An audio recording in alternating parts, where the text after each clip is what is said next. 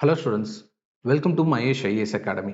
இந்த வீடியோல பார்த்தீங்கன்னா JDS சிலபஸ்ல யூனிட் 1 இன்ஜினியரிங் மெக்கானிக்ஸ் பற்றி தான் டிஸ்கஸ் பண்ண போகிறோம். இன்ஜினியரிங் மெக்கானிக்ஸ் கம்ப்ளீட் சிலபஸ் வந்து பார்த்தீங்கன்னா நம்ம 5 டாப்பிக்காக பிரிச்சிருக்கோம். என்ன அப்படின்னு பார்த்தீங்கன்னா topic number 1 simple stress and strain, அதே மாதிரி topic number 2 shear force and bending moment, next பார்த்தீங்கன்னா topic number 3 geometrical properties of the sections, topic number 4 stresses in beams and shafts, topic number 5 pin jointed frames. So இதில் topic 1ல என்னென்ன cover ஆக போகுதுன்னா இங்கே கொடுத்துருக்காங்க பாருங்க சிலபஸில். ஸோ டைரக்ட் ஸ்ட்ரெஸஸ் அண்ட் ஸ்ட்ரெயின்ஸில் ஆரம்பிச்சு உங்களுக்கு ரிலேஷன்ஷிப் பிட்வீன் எலாஸ்டிக் கான்ஸ்டன்ட்ஸ் இது வரைக்குமே பார்த்தீங்கன்னா உங்களுக்கு எதில் வரப்போகுது டாபிக் 1 வீடியோவில் வரப்போகுது. சரிங்களா? So that is simple stresses and simple ஸ்ட்ரெயின்லேயே கவர் ஆகிடும். நெக்ஸ்ட் டாபிக் நம்பர் 2 வந்து பார்த்தீங்கன்னா shear force diagram and bending moment diagram for statically determinate beams, இது எல்லாமே டாபிக் நம்பர் 2ல வரப்போகுது. டாபிக் நம்பர் 3ல வந்து geometrical properties of the sections வரப்போகுது. டாபிக் நம்பர் 3ல வந்து டாபிக் நம்பர் 4ல வந்து பார்த்தீங்கன்னா stresses in beams due to bending, flexural rigidity, strength equation, stresses in shafts due to torsion. So இது எல்லாமே பார்த்தீங்கன்னா உங்களுக்கு டாபிக் நம்பர் 4ல வரும். நம்ம நெக்ஸ்ட் லாஸ்ட்டாக வந்து பார்த்தீங்கன்னா டாபிக் நம்பர் 5, அதாவது pin jointed perfect frames with vertical loads on nodal points. So இதில் மென்ஷன் பண்ணியிருக்காங்க ஸ்பெசிஃபிக்காக மெத்தட் ஆஃப் ஜாயின்ட்ஸ் மட்டும்தான் யூஸ் பண்ணணும் அப்படின்ற மாதிரி சொல்லியிருக்காங்க. நெக்ஸ்ட் ஸோ இது வந்து பார்த்தீங்கன்னா டாபிக் நம்பர் 5. ஸோ டோட்டலாக என்னன்னா இன்ஜினியரிங் மெக்கானிக்ஸ் யூனிட் 1 வந்து பார்த்தீங்கன்னா உங்களுக்கு 5 வீடியோஸ் வரப்போகுது. ஃபர்ஸ்ட் வீடியோவில் என்ன டிஸ்கஸ் பண்ண போகிறோம், அதாவது இந்த வீடியோவில் என்ன டிஸ்கஸ் பண்ண போகிறோம்னா simple stress and strain. So start பண்ணலாமா? அதோட நோட்ஸ் வந்து இங்கே டிஸ்பிளே பண்ணியிருக்கேன். ஸோ இந்த நோட்ஸ் வந்து ஆல்ரெடி உங்களுக்கு உங்களோட ஐடிக்கு வந்து அப்லோட் பண்ணி கொடுத்துருக்கோம். நீங்கள் மொபைல் யூஸ் பண்ணுற மாதிரி இருந்தால் மொபைல்லே செக் பண்ணி பார்த்துக்கலாம், ஆப்பில் லாகின் பண்ணிவிட்டு. இல்லை அப்படின்ற மாதிரி இருந்தால் நீங்கள் டேப் யூஸ் பண்ணுற மாதிரி இருந்தால் டேப்லையும் லாகின் பண்ணி நீங்கள் இந்த நோட்ஸை வந்து வியூ பண்ணலாம். சரிங்களா? இப்போ இந்த வீடியோ பார்த்துட்டு நான் ரன்னிங் நோட்ஸ் எடுக்கலாமானா ரன்னிங் நோட்ஸ் தாராளமாக எடுக்கலாம். ரன்னிங் நோட்ஸ்னால் ஷார்ட் நோட்ஸ் மாதிரி தான் எடுக்கணும் நீங்கள். ஸோ வீடியோ பாஸ் பண்ணிவிட்டு ஸோ எழுதிட்டு இருக்கிறது அந்த மாதிரிலாம் பண்ணாதீங்க. ஏன்னா இந்த ஃபைல் இந்த ஸ்க்ரீனில் என்ன பார்க்குறீங்களோ இந்த ஸ்க்ரீனில் பார்க்கக்கூடிய இந்த ஃபைல் வந்து பார்த்தீங்கன்னா உங்களுக்கு தனியாகவே நோட்ஸில் கொடுத்துருக்கோம். நீங்கள் அங்கே போய் பொறுமையாக பார்த்து எழுதிக்கலாம், உங்களுக்கு நிறைய டைம் கிடைக்கும். சரிங்களா? இப்போ வந்து ஃபுல் அண்ட் ஃபுல் என்னென்னா வீடியோ மட்டுமே கான்சென்ட்ரேட் பண்ணுங்கள். எல்லாமே டெக்னிக்கலாக தான் போக போகிறோம். ஸோ 1 by 1 பார்க்கலாம். பேசிக்காக என்னென்னா உங்களுக்கு டெஃபினிஷன்ஸ் கொடுத்துருக்காங்க. பட் ஸோ அதாவது ஸ்டாட்டிக்ஸ் அப்படின்னா என்ன, அதே மாதிரி மெக்கானிக்ஸ்னா என்ன, இன்ஜினியரிங் மெக்கானிக்ஸ்னா என்ன, இப்படிலாம் சொல்லியிருக்காங்க. பட் எக்ஸாம் பாயிண்ட் ஆஃப் வியூவில் இது இம்பார்ட்டன்ட் கிடையாது. என்னென்ன இம்பார்ட்டன்ட் அப்படின்னையும் ஸோ இந்த வீடியோவில் நான் டிஸ்கஸ் பண்ணுறேன். ப்ரீவியஸாக என்னென்ன கொஷின்ஸ்லாம் கேட்டிருக்காங்களோ அது என்னென்ன கேட்டிருக்காங்கன்றது நம்ம நோட்ஸ்லேயே வந்து ஹைலைட்டுமே அங்கங்கே பண்ணி கொடுத்துருப்போம். சரிங்களா? அது உங்களுக்கு படிக்கும்போது என்னென்னா பெனிஃபிட்டாக இருக்கும். எது இம்பார்ட்டன்ட், எதை ஒமிட் பண்ணணும் அப்படின்றது தெரிய வரும் உங்களுக்கு. ஸோ ஃபர்ஸ்ட் பாருங்கள் ஸ்டாட்டிக்ஸ். ஸோ ஸ்டாட்டிக்ஸ்னா என்ன சொல்ல வராங்க பாருங்க. Statics is the branch of engineering mechanics that deals with the study of bodies at rest under action of forces. இதில் எப்படி கேட்கலாம், ஒருவேளை கேட்டாங்கன்னா கொஸ்டின் எப்படி கேட்கலாம்னா ஸ்டாட்டிக்ஸ்ன்றது எதை பற்றி படிக்கிறது அப்படின்னு கேட்டாங்கன்னா so bodies at rest under the action of forces. So ஒரு பாடி வந்து ரெஸ்ட் ஈக்குலிபிரியம் கண்டிஷனில் இருக்கு. சரிங்களா? Under the action of forces. External ஃபோர்ஸ்லாம் ஆக்ட் ஆகுது, ஆக்ட் ஆனாலுமே சரி நெட் ஃபோர்ஸ்ன்னு எடுத்துக்கிட்டிங்கன்னா ஸோ இட் இஸ் 0. அது எதர் எக்ஸ் டைரக்ஷனாக இருக்கலாம், ஒய் டைரக்ஷனாக இருக்கலாம், இல்லை ஜெட் டைரக்ஷனாக இருக்கலாம், இல்லை மூமெண்ட்டுமே பார்த்தீங்கன்னா உங்களுக்கு 0வாக இருக்கும். இது இப்போ என்னென்ன சொன்னோன்னா அதெல்லாம் தான் இந்த ஸ்டாட்டிக் ஈக்குலிபிரியம் ஈக்குவேஷன்ஸில் வரும். ஸ்டாட்டிக் ஈக்குலிபிரியம் ஈக்குவேஷன்ஸில் என்னென்ன வரும்?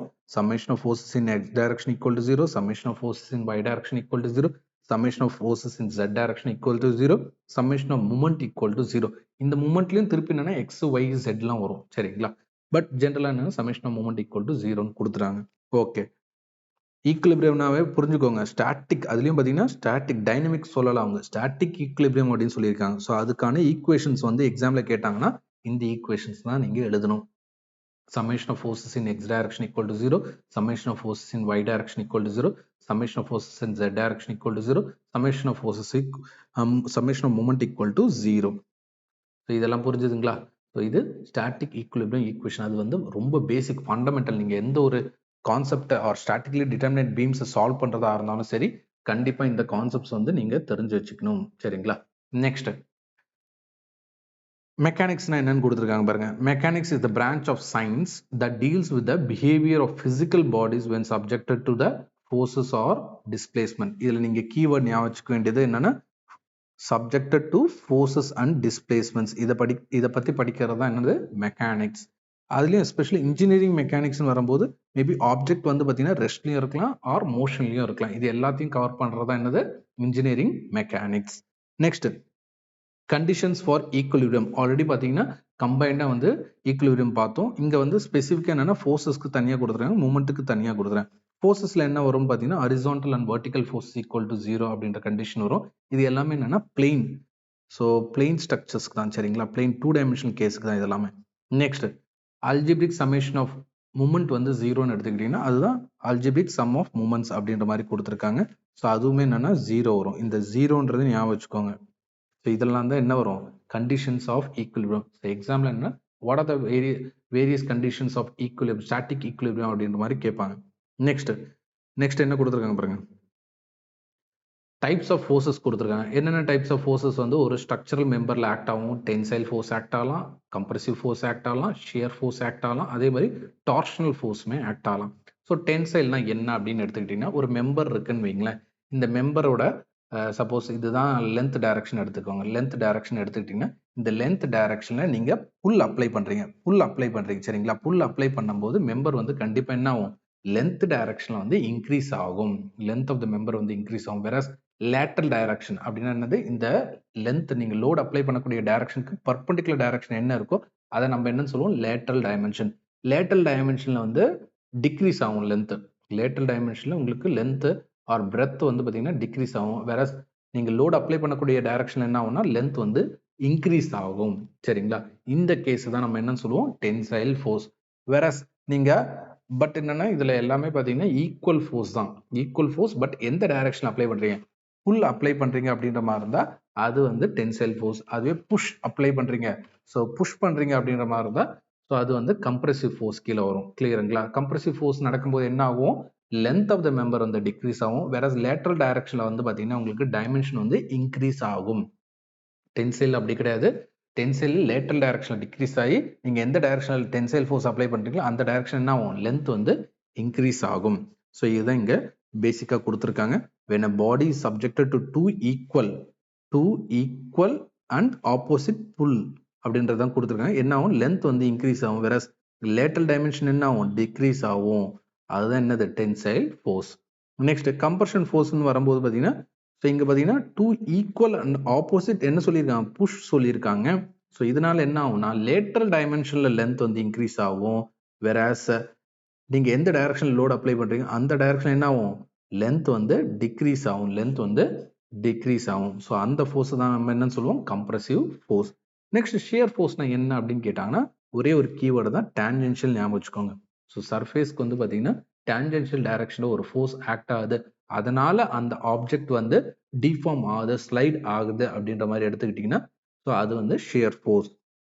நெக்ஸ்ட் டார்ஷனல் ஃபோர்ஸில் வரும்போது so two couples are applied at opposite ends. So example ஒரு மெம்பர் எடுத்துக்கோங்க, ஒரு ஷாஃப்ட் எடுத்துக்கிட்டிங்கன்னா இந்த ஷாஃப்டில் இந்த எண்டில் ஒரு கப்புள் அப்ளை பண்ணுறேன், அதே மாதிரி இந்த எண்டில் ஆப்போசிட் டைரக்ஷனில் கப்புள் அப்ளை பண்ணுற மாதிரி இருந்தால் கண்டிப்பாக என்ன ஆகும், இந்த மெம்பர் வந்து it is subjected to twist. So example பார்த்தீங்கன்னா இப்போ துணியை எடுத்துக்கோங்க, துணியை வந்து துவைப்பீங்களா, அது வந்து புளியும் போது எப்படி புளிவீங்க, ஸோ ஆப்போசிட் டைரக்ஷனில் என்ன கப்புள் அப்ளை பண்ணுவீங்க. ஸோ அதனால என்னன்னா அந்த மெம்பரில் என்ன ஆகும்னா ட்விஸ்ட் அப்படின்றது ஒன்று ஜென்ரேட் ஆகும். அந்த ட்விஸ்ட் ஜென்ரேட் ஆகக்கூடிய ஃபோர்ஸ் என்ன இருக்கோ அதுதான் நம்ம என்னன்னு சொல்றோம் torsional force or twisting force அப்படின்னு சொல்றோம். Torsional force or twisting force. Next mechanical ப்ராப்பர்ட்டிஸ்ன்னு எடுத்துக்கிட்டிங்கன்னா நிறைய மெக்கானிக்கல் ப்ராப்பர்ட்டிஸ் இருக்கு. இதை பத்தி ஏன் ஸ்டடி பண்ணணும் அப்படின்னு பார்த்தீங்கன்னா ஸோ அப்போனா தான் நம்மளோட அந்த மெட்டீரியலோட யூஸ்ஃபுல்னஸ் அதே மாதிரி எக்ஸ்பெக்டட் சர்வீஸ் லைஃப் எல்லாமே நம்மளால ஐடென்டிஃபை பண்ண முடியும் சரிங்களா, தெரிஞ்சுக்க முடியும். ஸோ இதில் என்ன இருக்குது மெக்கானிக்கல் ப்ராப்பர்ட்டிஸ் அப்படின்னு எடுத்திங்கன்னா வேரியஸ் ப்ராப்பர்ட்டிஸ் இருக்குது, like rigidity, elasticity, plasticity, compressibility, strength, hardness, toughness, stiffness, brittleness, ductility, malleability, creep, fatigue, tenacity, durability. இது எல்லாமே என்னென்னா மெக்கானிக்கல் ப்ராப்பர்ட்டிஸ் கீழே வரும் சரிங்களா. இது ஆல்மோஸ்ட் பார்த்தீங்கன்னா ஒரு 15 ப்ராப்பர்ட்டிஸ் கிட்ட இருக்குது. இதை ஒன் பை ஒன்னாக நம்ம டிஸ்கஸ் பண்ணலாம். 15 ப்ராப்பர்ட்டிஸ் இருக்குது. இந்த 15 ப்ராப்பர்ட்டிஸில் ஏதாவது ஒரு ப்ராப்பர்ட்டி வந்து எக்ஸாமில் டெஃபினிஷன் மாதிரி கேட்பாங்க. ஒன் பை ஒன்னா பார்க்கலாம் பாருங்க. ஃபர்ஸ்ட் ரிஜிடிட்டினா என்ன அப்படின்னு பார்த்தீங்கன்னா so it is the resistance against deformation. Resistance against deformation is called rigidity. அது ப்ராப்பர்ட்டி நம்பர் 1. ப்ராப்பர்ட்டி நம்பர் 2 அப்படின்னு பார்த்தீங்கன்னா ஒரு மெம்பரை வந்து நீங்கள் சம் டென்சைல் ஃபோர்ஸ் அப்ளை பண்ணும்போது ஸோ மெம்பர் வந்து கண்டிப்பா என்ன ஆகும்? எலாங்கேட் ஆகும். சரிங்களா? டென்சைல் ஃபோர்ஸ் அப்ளை பண்ணும்போது மெம்பர் வந்து எலாங்கேட் ஆகும். அப்புறம் லோட் வந்து ரிமூவ் பண்றீங்க அப்படின்ற மாரி இருந்தா, ஸோ மெம்பர் எலாங்கேட் ஆன மெம்பர் என்ன ஆகும்னா, it will come back to its original position. சரிங்களா? ஆர் ஒரிஜினல் ஷேப்புக்கு இட் இஸ் கம் பேக் அப்படின்ற மாரி இருந்தா, அத நம்ம என்னன்னு சொல்றோம்னா, அது இந்த ப்ராப்பர்ட்டி தான் எலாஸ்டிசிட்டி ப்ராப்பர்ட்டி அப்படின்னு சொல்றோம். ஸோ எக்ஸாம்பிள் பார்த்தீங்கன்னா, ஸ்டீலுக்கு, காப்பருக்கு, சில்வருக்குலாம் பார்த்தீங்கன்னா, எலாஸ்டிசிட்டி ப்ராப்பர்ட்டி வந்து ரொம்ப ஜாஸ்தியா இருக்கும். நெக்ஸ்ட் பிளாஸ்டிசிட்டின்னு வாங்க. ஸோ பிளாஸ்டிசிட்டில என்னன்னா அப்படியே ஆப்போசிட். எலாஸ்டிசிட்டில என்ன ஆகுது? லோட் அப்ளை பண்ணிட்டு லோட ரிமூவ் பண்ணும்போது என்ன ஆகும்னா, மெட்டீரியல் வந்து it will come back to its original shape or size அப்படின்னு சொல்லியிருந்தோம். வேறாஸ் பிளாஸ்டிசிட்டி அப்படி கிடையாது. ஒரு பர்ட்டிகுலர் லிமிட்ட தாண்டுன பிறகு நீங்க லோட் அப்ளை பண்ணும்போது என்ன ஆகும்னா, ஸோ நீங்கள் என்னதான் லோட் அப்ளை பண்ணி ரிமூவ் பண்ணாலுமே it will deform. So load apply பண்ணும்போது கண்டிப்பா மெம்பர் வந்து எக்ஸ்பேண்ட் ஆகுமா? ஒரு பர்ட்டிகுலர் லிமிட்ட ரீச் பண்ணும்போது கண்டிப்பா என்ன ஆகும்னா, ஸோ எக்ஸ்பேண்ட் ஆன மெம்பர் வந்து பார்த்தீங்கன்னா, நீங்க லோட் ரிமூவ் பண்ண பிறகு it will not come back to its original position. அதே பொசிஷன்ல அப்படியே தான் இருக்க ட்ரை பண்ணும். சரிங்களா? அதுதான் அந்த ப்ராப்பர்ட்டிக்கு பேரு தான் என்னது? Plasticity. That property is called plasticity.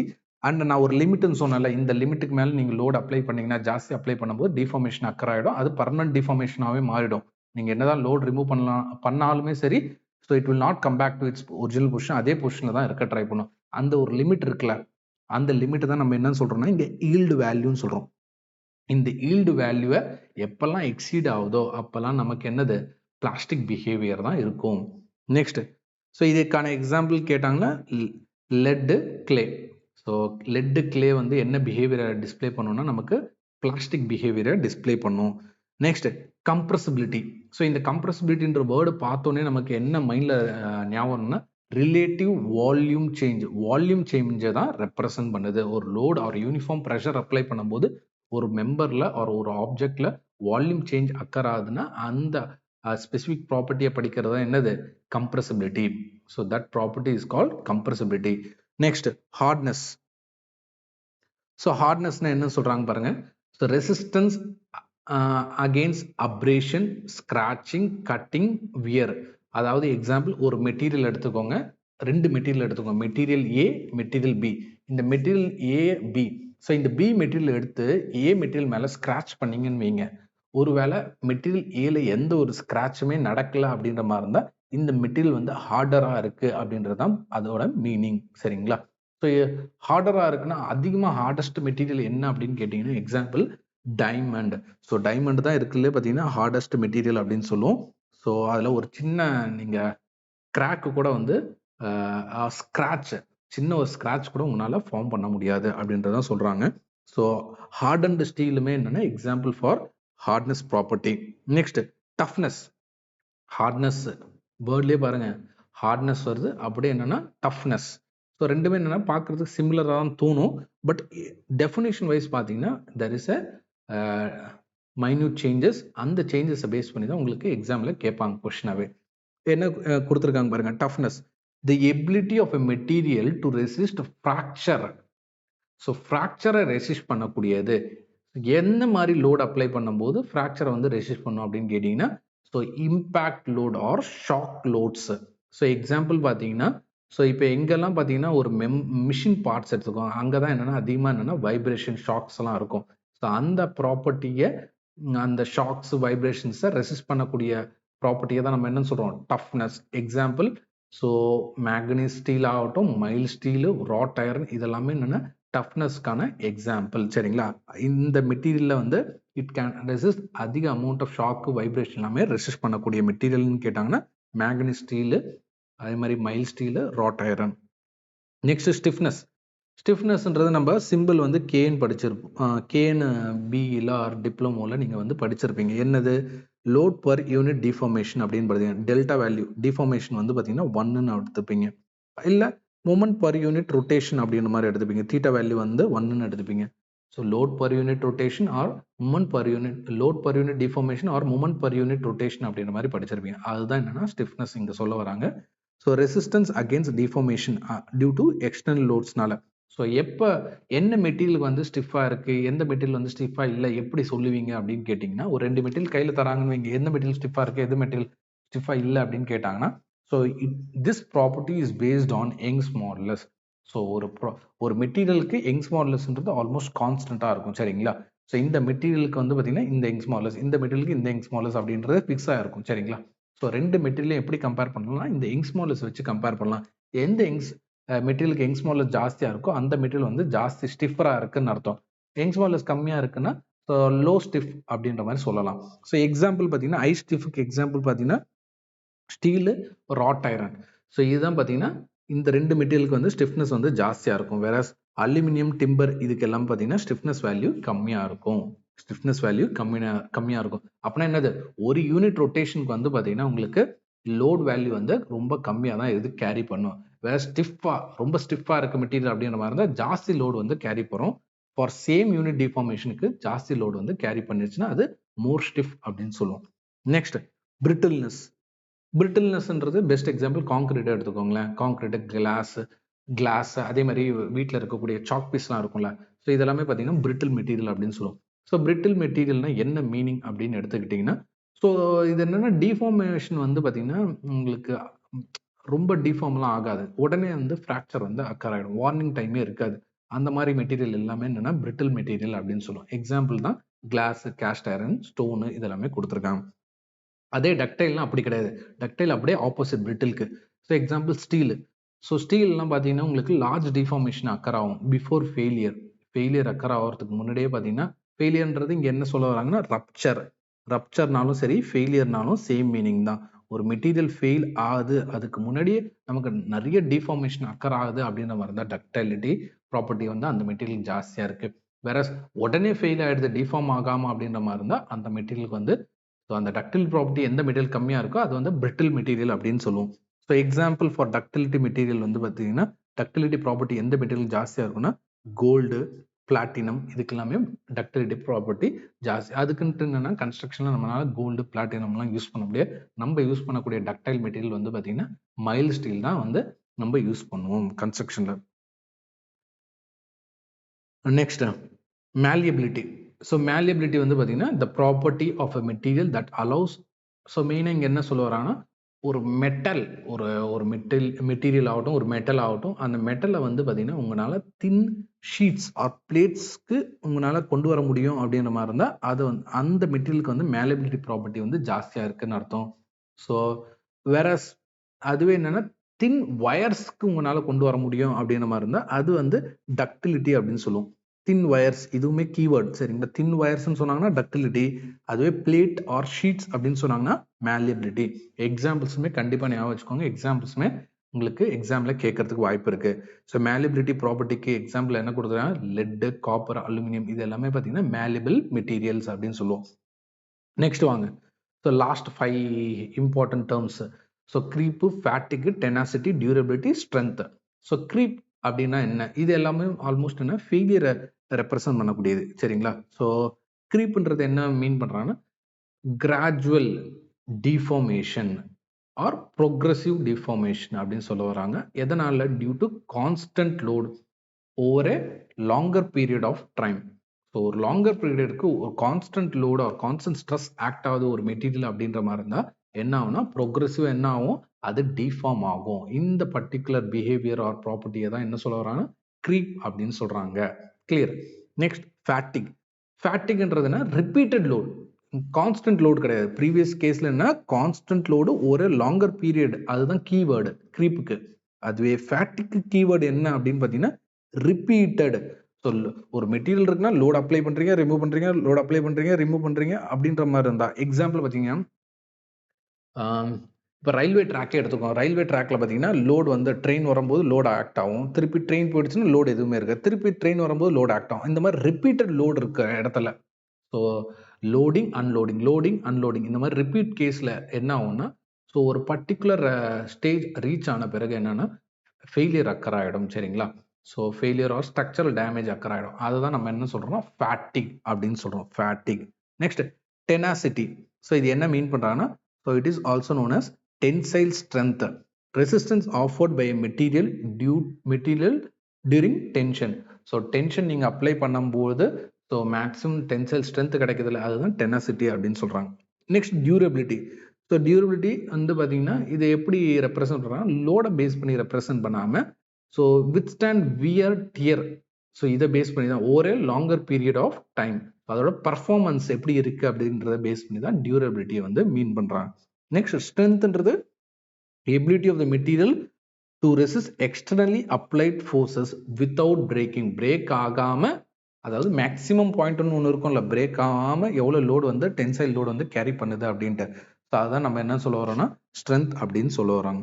So இதுதான் 15 ப்ராப்பர்ட்டிஸ். இந்த 15 ப்ராப்பர்ட்டிஸில் ஏதாவது ஒரு ப்ராப்பர்ட்டி கேட்கலாம், இல்லை example for a particular property கேட்கலாம், இல்லை எக்ஸாம்பிள் கொடுத்து இது என்ன ப்ராப்பர்ட்டி, இந்த மெட்டீரியலுக்கு என்ன ப்ராப்பர்ட்டி வந்து ஜாஸ்தியாக இருக்கும் அப்படின்ற மாதிரியும் கேட்கலாம். 3 வெரைட்டிஸில் உங்களுக்கு இந்த 15 டெஃபினிஷன்ஸ்ல இருந்து கேட்கறதுக்கு வாய்ப்பு இருக்கு. கிளியர்.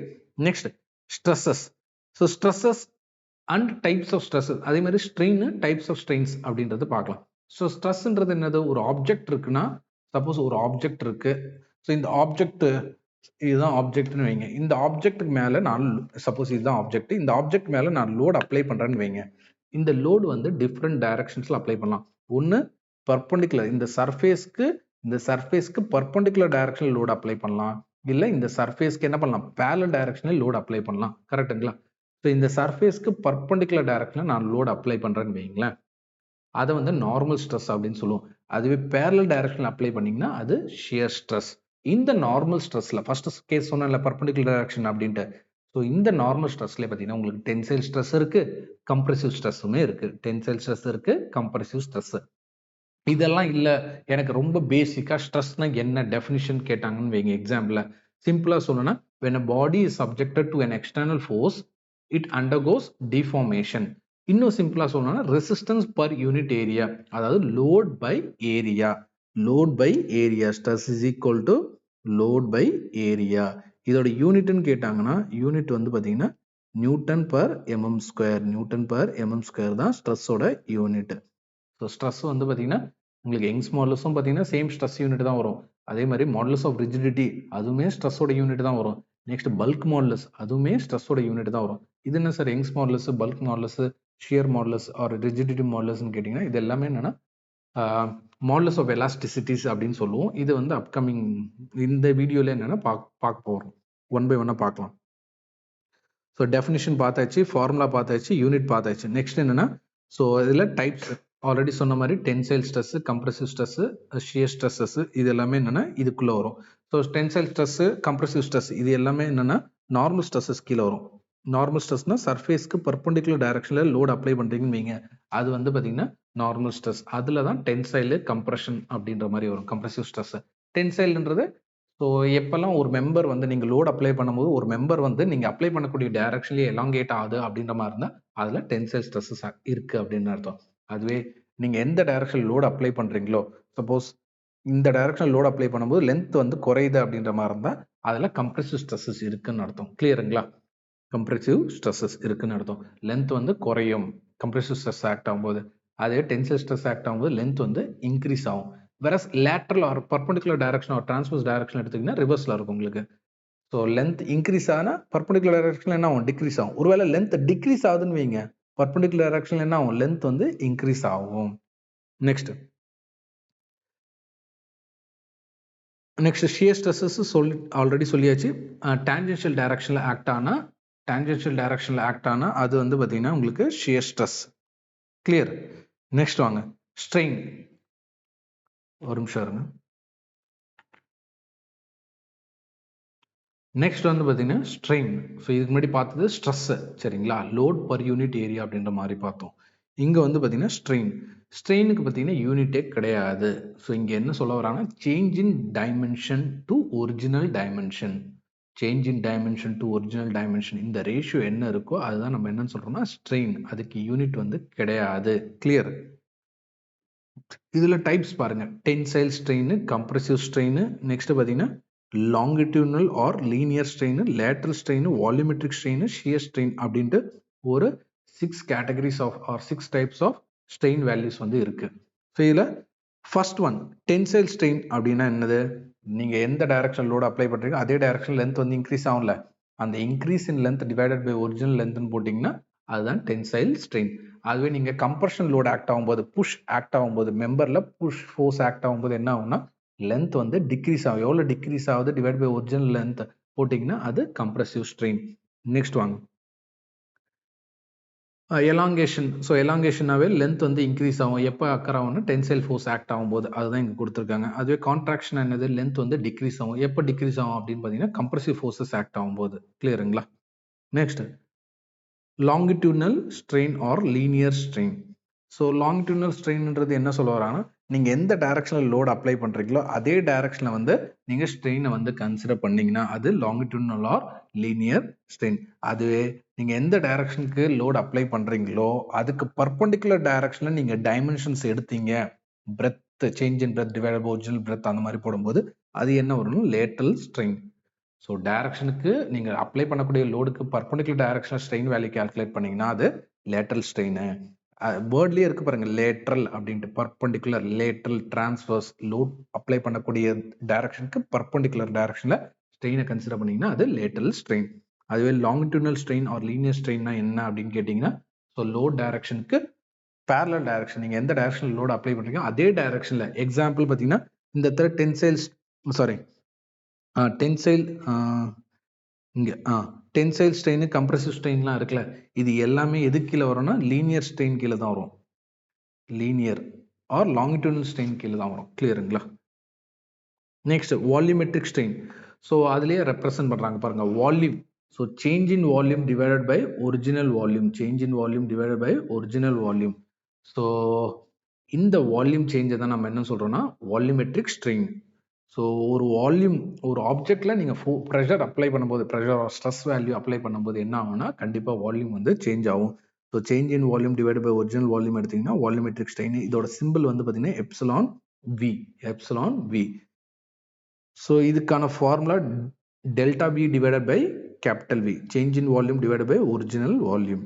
நெக்ஸ்ட், ஸோ ஒரு ஆப்ஜெக்ட்ல வந்து 3 டைமென்ஷன், சப்போஸ் ஒரு கியூப் மாதிரி எடுத்துக்கிட்டிங்கன்னா இதில் எக்ஸ் டைரக்ஷன் உங்களுக்கு ஸ்ட்ரெஸ் ஆக்ட் ஆகும், ஒய் டைரக்ஷன்லேயும் ஸ்ட்ரெஸ் ஆக்ட் ஆகும், ஜெட் டைரக்ஷன்லையும் ஸ்ட்ரெஸ் ஆக்ட் ஆகும். இந்த மாதிரி 3 டைரக்ஷன்லையும் ஸ்ட்ரெஸ் ஆக்ட் ஆகுது அப்படின்ற மாதிரி இருந்தால் இதோட வால்யூமெட்ரிக் ஸ்ட்ரெயின் எப்படி கால்குலேட் பண்ணுறதுனா இந்த ஃபார்முலா யூஸ் பண்ணி கால்குலேட் பண்ணலாம். Sigma x, sigma y, sigma z use பண்ணி ஸோ நம்மளால வால்யூமெட்ரிக் ஸ்ட்ரெயினை வந்து கால்குலேட் பண்ண முடியும். ஒருவேளை யூனி ஆக்சியல் அப்படின்னு சொல்லிட்டாங்கன்னு வைங்களேன், யூனி ஆக்சியல்னா என்ன ஆகிடும், ஸோ சிக்மா ஜெட் 0 ஆகிடும், சிக்மா ஒய் 0 ஆகிடும், சிக்மா எக்ஸ் மட்டும்தான் இருக்கும். அப்போனா ஃபார்முலா எப்படி வரும் பாருங்க, volumetric strain formula sigma x, sigma y, sigma z வந்து 0 ஆகிடும். ஸோ இதுதான் வந்து பார்த்தீங்கன்னா யூனி ஆக்சியல் கேஸ்க்கு வால்யூமெட்ரிக் ஸ்ட்ரெயின், யூனி ஆக்சியல். சரிங்களா? இந்த அளவுக்கு கேட்க மாட்டாங்க டெப்தா. ஸோ ரொம்ப பேசிக்காக தான் கேட்பாங்க உங்களுக்கு. வால்யூமெட்ரிக் ஸ்ட்ரெயினோட டெஃபினிஷன் அப்படின்ற மாதிரி தான் கேட்பாங்க. இது எல்லாமே கிளியர் பண்ணிடுறேன். Next shear strain. So shear strain என்ன மீன் பண்ணுறாங்க பாருங்க, deformation due to tangential force, deformation due to tangential force causing என்ன அக்கர் ஆகுது, ஆங்குலர் டிஸ்டார்ஷன். இதுதான் கீவேர்டு ஆங்குலர். இந்த கீவேர்டை பார்த்தீங்கன்னாவே நமக்கு என்ன ஞாபகம் வரணும், ஷியர் ஸ்ட்ரெயின் தான் ஞாபகம் வரணும். So displacement divide by original பொசிஷனா. ஸோ இதுக்கான ஃபார்முலா வந்து பார்த்தீங்கன்னா tan தீட்டா. ஷியர் ஸ்ட்ரெயின்னாவே நமக்கு tan தீட்டா தான், opposite side by adjacent side அப்படின்ற மாதிரி ஞாபகம் வச்சுக்கோங்க. ஸோ இப்போ பார்த்தது என்னென்ன பார்த்தோம், ஸ்ட்ரெஸ் பார்த்தோம், அதில் டைப்ஸ் பார்த்தோம். நெக்ஸ்ட் ஸ்ட்ரெயின் டெஃபினிஷன் பார்த்தோம், அதில் டைப்ஸ் பார்த்தோம். நெக்ஸ்ட் வாங்க, பாய்சான்ஸ் ரேஷியோ. ஸோ இந்த ரேஷியோ வந்து ரொம்ப ரொம்ப இம்பார்ட்டன்ட். எல்லா காம்படிட்டிவ் எக்ஸாம்லையும் கண்டிப்பாக கேட்கக்கூடிய கொஷின். பாய்சான்ஸ் ரேஷியோட டெஃபினிஷன் கேட்கலாம், இல்லை ஃபார்முலா கேட்கலாம், இதோட யூனிட் கேட்கலாம், இல்லை வேரியஸ் மெட்டீரியலுக்கு பார்த்தீங்கன்னா பாய்சான்ஸ் ரேஷியோ வேல்யூ எவ்வளோ அப்படின்றது கேட்கலாம், இல்லை ஹையஸ்ட் பாய்சான்ஸ் ரேஷியோ என்ன மெட்டீரியலுக்கு இருக்குது அப்படின்ற மாதிரியும் கேட்கலாம். கிளியர்? ஸோ ஃபர்ஸ்ட் இதோட பேசிக் டெஃபினிஷன் என்ன சொல்றாங்க, lateral strain to linear strain R longitudinal strain. ரெண்டுமே ஸ்ட்ரெயின் தான் பாருங்க, நியூமினேட்டரும் ஸ்ட்ரெயின் தான், டினாமினேட்டருக்கும் ஸ்ட்ரெயின் தான். ஆல்ரெடி ஸ்ட்ரெயினுக்கு யூனிட்டே கிடையாது, அப்புறம் நியூமினேட்டர் டினாமினேட்டர் போட்டாலும் நமக்கு என்ன வரும், பாய்சான்ஸ் ரேஷியோக்கு என்னது, நோ யூனிட், யூனிட்டே கிடையாது. சரிங்களா? ஜஸ்ட் ஒரு நம்பர் தான், இட்ஸ் அ ரேஷியோ. ஸோ இதோட சிம்பிள் வந்து பார்த்தீங்கன்னா மியூ. எப்படி எழுதுவாங்கன்னா MU, எப்படி ப்ரொனவுன்ஸ் பண்ணணும் பாருங்க, மியூ. சரிங்களா? நியூ கிடையாது, மியூ, MU, மியூ.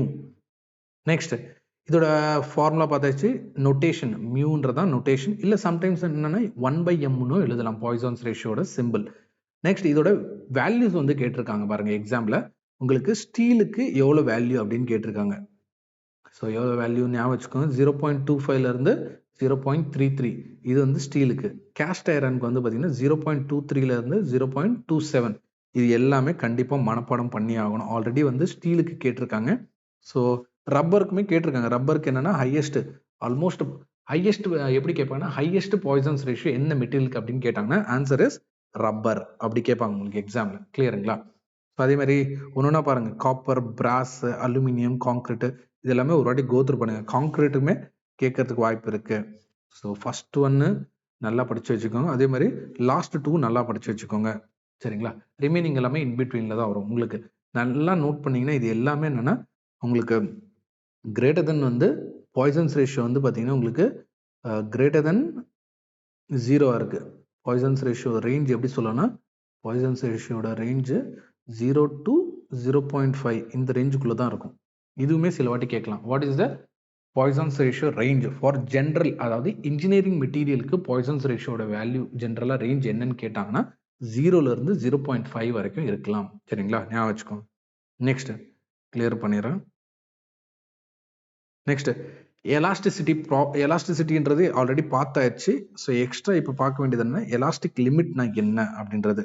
ஸோ ஒரு பர்டிகுலர் லிமிட்டுக்குள்ளே நீங்கள் எவ்வளோதான் லோடு அப்ளை பண்ணி ரிமூவ் பண்ணாலுமே என்னன்னா it will come back to its original position. அந்த பர்டிகுலர் லிமிட் தான் என்ன சொல்கிறாங்கன்னா எலாஸ்டிக் லிமிட்னு சொல்கிறாங்க. Elastic limit. அந்த லிமிட்டை நீங்கள் எப்போ தாண்டி போறீங்களோ அப்போ என்ன ஆகிடும்னா உங்களுக்கு பிளாஸ்டிக் பிஹேவ் பண்ண ஆரம்பிச்சிடும் மெட்டீரியல். அதாவது it will not come back to its original position. அதாவது பர்மனன்ட் டிஃபார்மேஷன் அக்கர் ஆயிருக்கும். பர்மனன்ட் டிஃபார்மேஷன் அக்கர் ஆயிருக்கும் எப்போ நீங்க எலாஸ்டிக் லிமிட்டை தாண்டி லோட் அப்ளை பண்ணும்போது. அதுவே எலாஸ்டிக் லிமிட்டுக்குள்ளேயே லோட் அப்ளை பண்ணீங்கன்னா உங்களுக்கு அந்த பர்மனன்ட் டிஃபார்மேஷன் அக்கர் ஆகாது. ஸோ நீங்க எவ்வளவுதான் மெட்டீரியல் எக்ஸ்பேண்ட் பண்ணாலுமே it will come back to its original position. Next Hooke's law ரொம்ப பேசிக்ஸ். ஸோ ஈவன் பிசிக்ஸ்லயும் நீங்க படிப்பீங்க.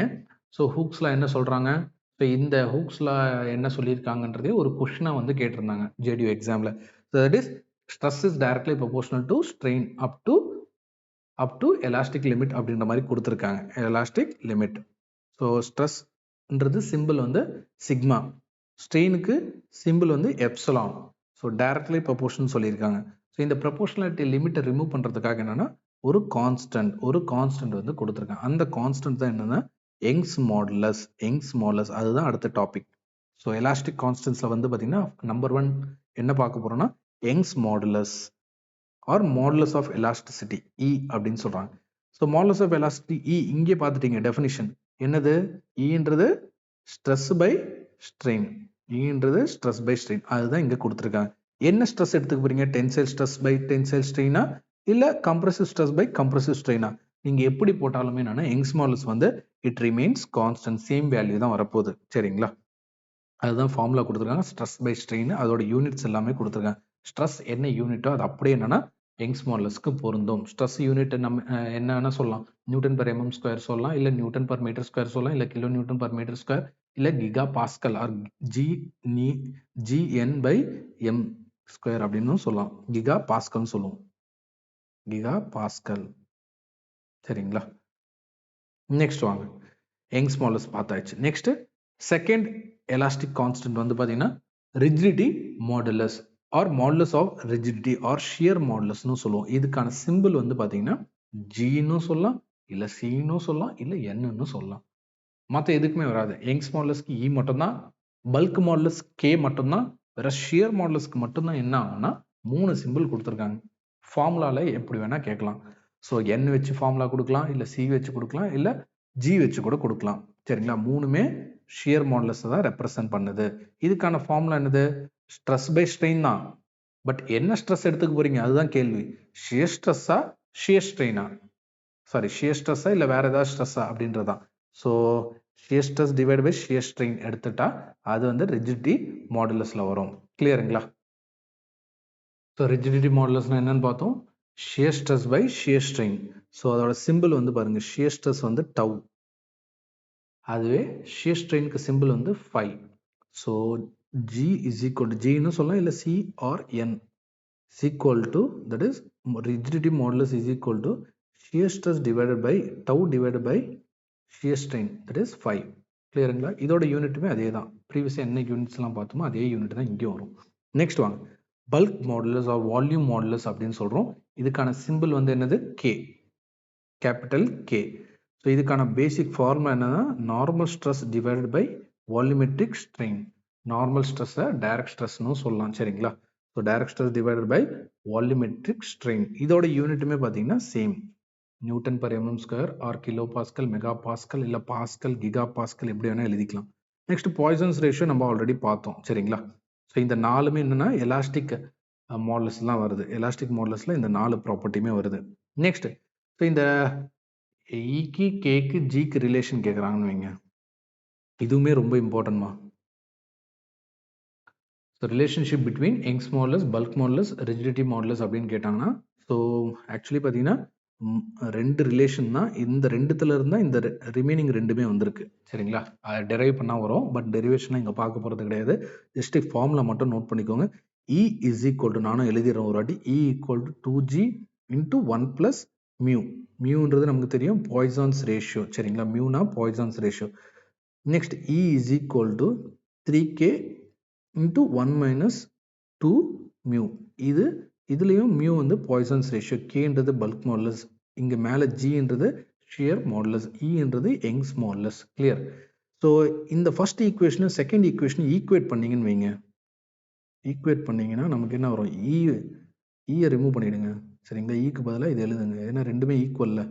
ஸோ இதை சிம்பிளிஃபை பண்ணி மியூ வேல்யூ கண்டுபிடிச்சிங்கன்னு வைங்க, அந்த மியூ வேல்யூ தான் என்னது இங்கே கொடுத்துருக்காங்க பாருங்கள், 3K minus 2G divided by 6K plus 2G.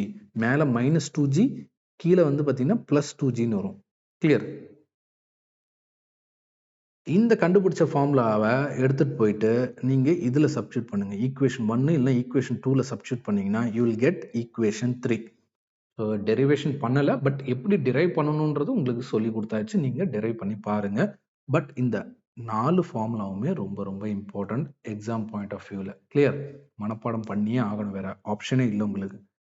Next Young's modulus value வந்து பார்த்தீங்கன்னா ஃபார் டிஃப்ரெண்ட் மெட்டீரியல்ஸ் வந்து கொடுத்துருக்காங்க. எஸ்பெஷலி பார்த்தீங்கன்னா நமக்கு தெரியும் மைல் ஸ்டீலுக்கு 2 × 10⁵ mega pascal or newton per MM square. வேற அதர் மெட்டீரியல்ஸ்க்கு எல்லாத்துக்கும் கொடுத்துருக்காங்க, பாருங்க ஒரு வாட்டி. ஸோ எஸ்பெஷலி இந்த காப்பர், பிராஸ், இது ரெண்டையும் ஞாபகம் வச்சுக்கோங்க. மற்றபடி பெருசாக மற்ற வேல்யூஸ்லாம் ஞாபகம் இருக்கணும்னு அவசியம் இல்லை. அட்லீஸ்ட் காப்பர், பிராஸ் வந்து ஞாபகம் வச்சுக்கோங்க. கிளியருங்களா?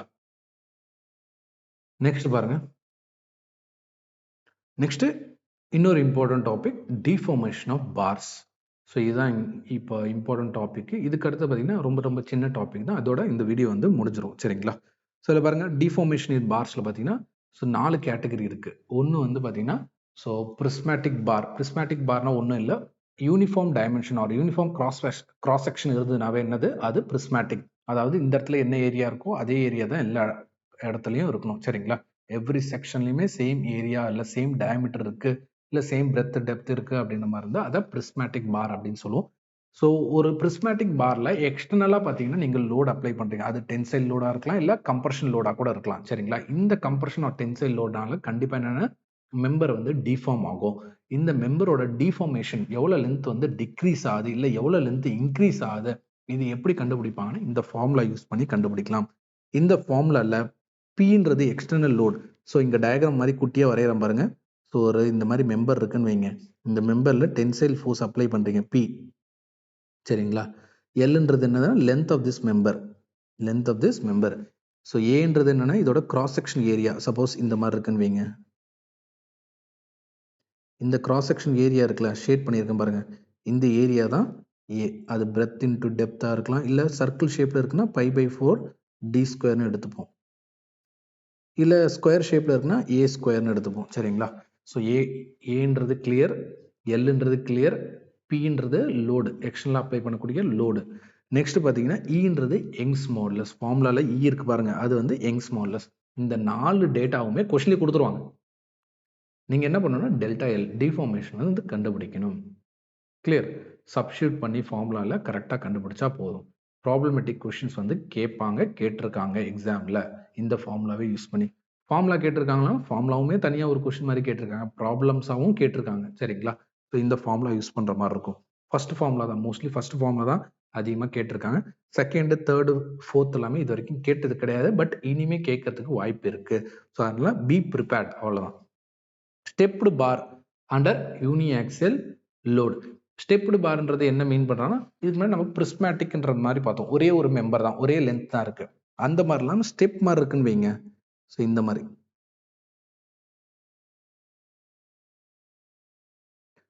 மாதிரி இருக்குன்னு வைங்க பாரு.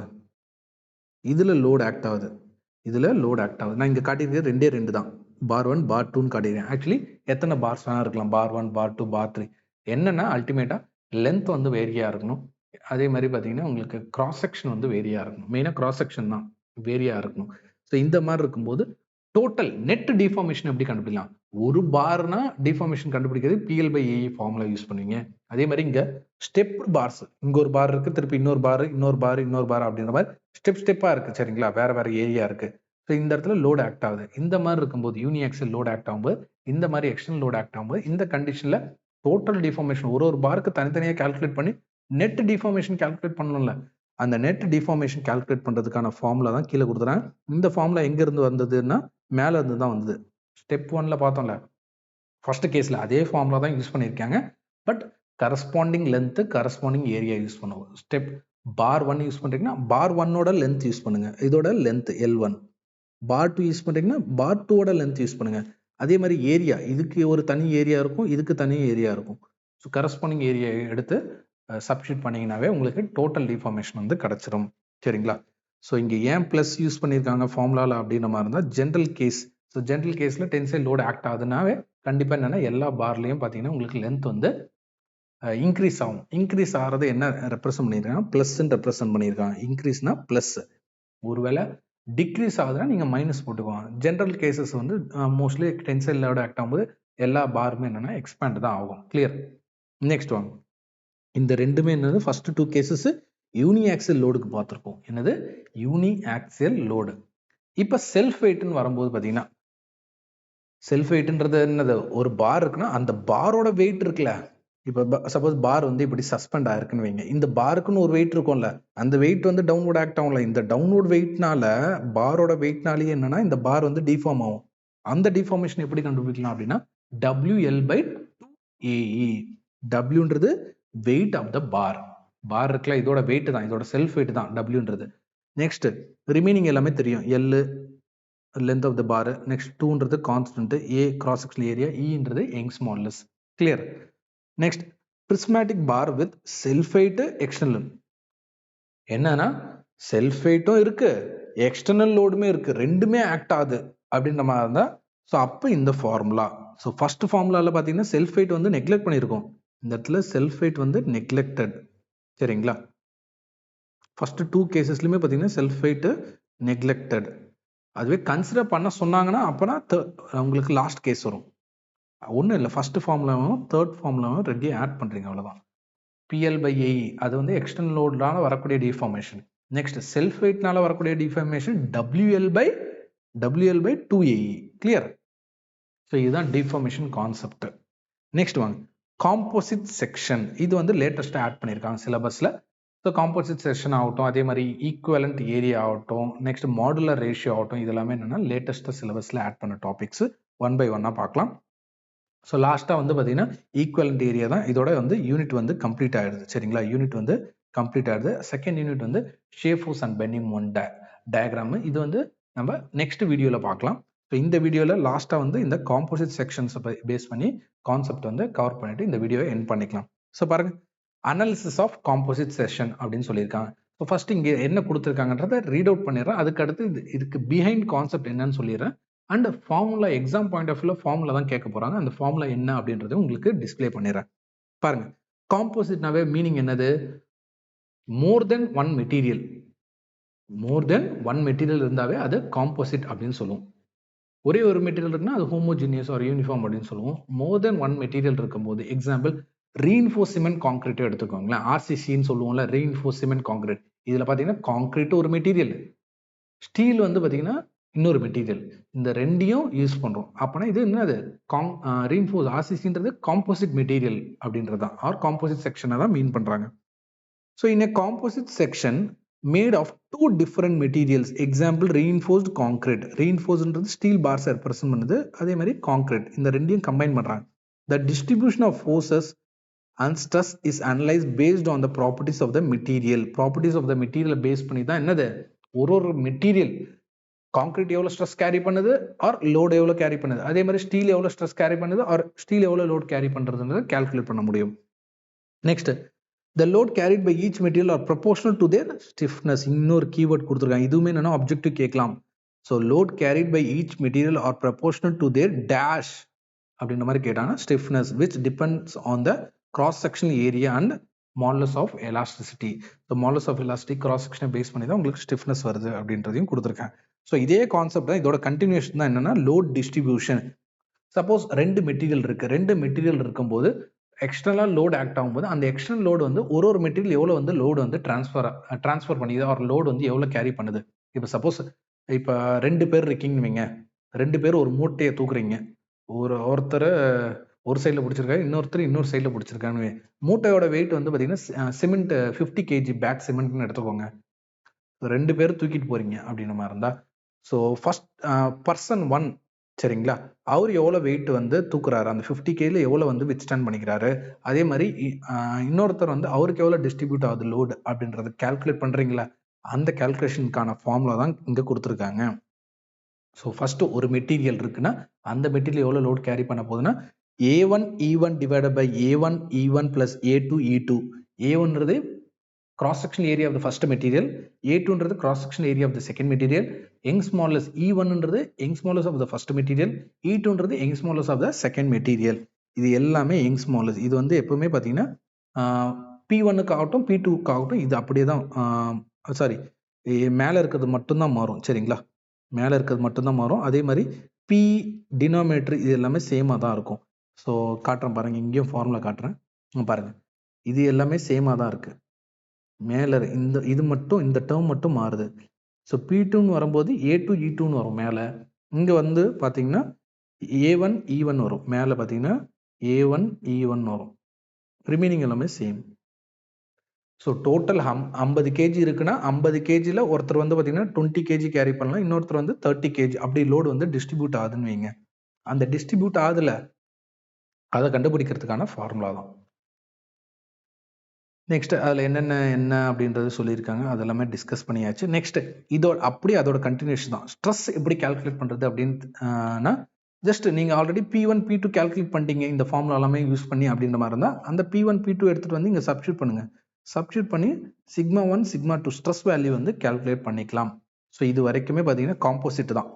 ஸோ இங்கே ஆரம்பித்து இது வரைக்குமே பார்த்தீங்கன்னா காம்போசிட் சரிங்களா, clear. Next modular ratio. So காம்போசிட்டோட சப் டாபிக்னு சொல்லலாம், டைரக்டா லிங்க் இல்லைனா ஒரு சப் டாபிக்னு சொல்லலாம். The ratio of elastic moduli, அதுதான் மாடுலர் ரேஷியோ அப்படின்னு சொல்றாங்க.